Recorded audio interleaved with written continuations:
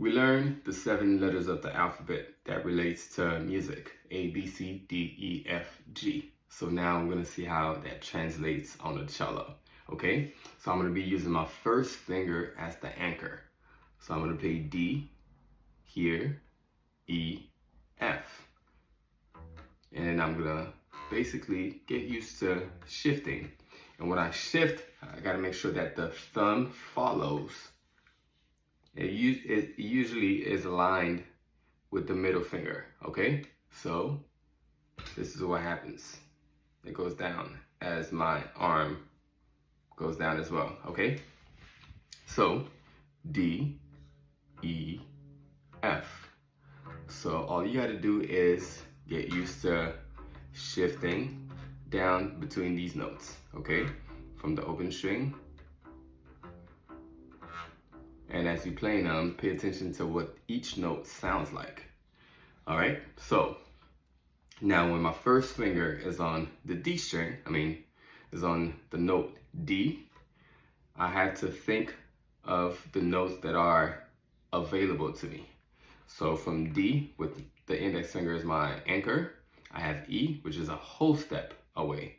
So whole step is here. I'm skipping this one. I can play with finger 3, or I can stretch and play it with finger 2. Okay?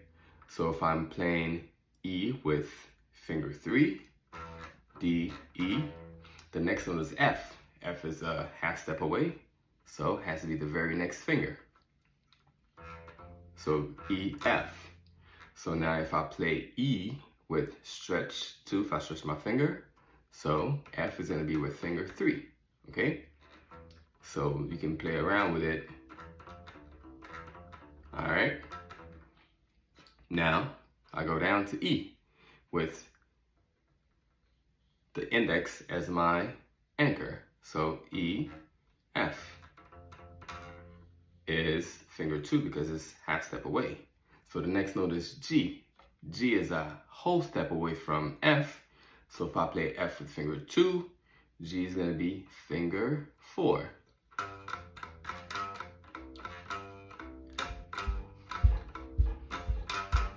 Okay, if you're a lover of Latin music, that's pretty much what I did. Okay, I digress. Okay, so finger 1, I have E, F, G. Okay. So now I go down to F as my anchor. So the next note is G, as I previously mentioned. G is a whole step away. I can play finger 3, or I could stretch and play finger 2.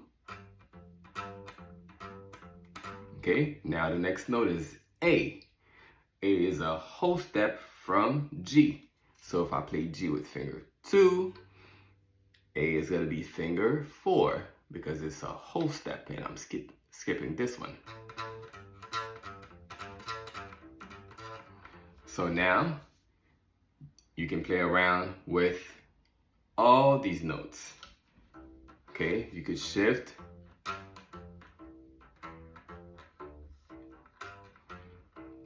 Okay, the possibilities are endless. Play them in different rhythm. Go down to here.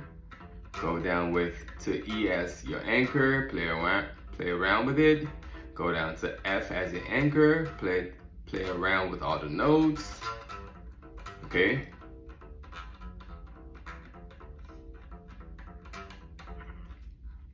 Does that make sense?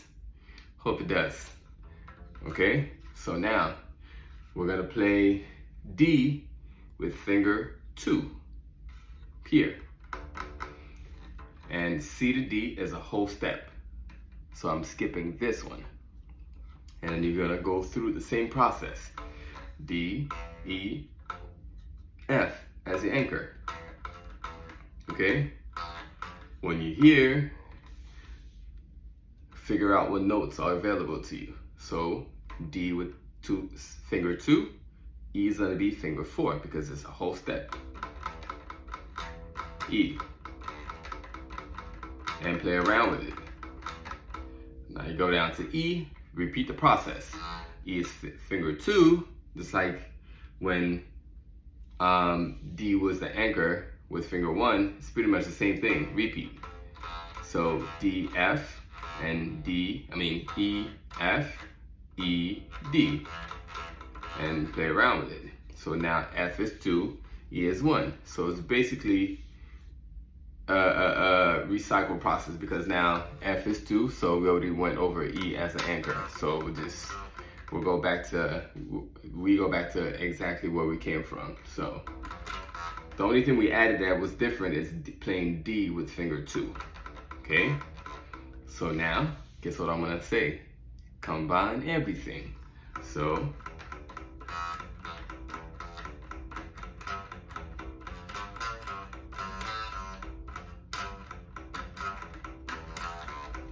get familiar with these notes. Go as slow as possible to get used to the relationship between the notes and what they sound like.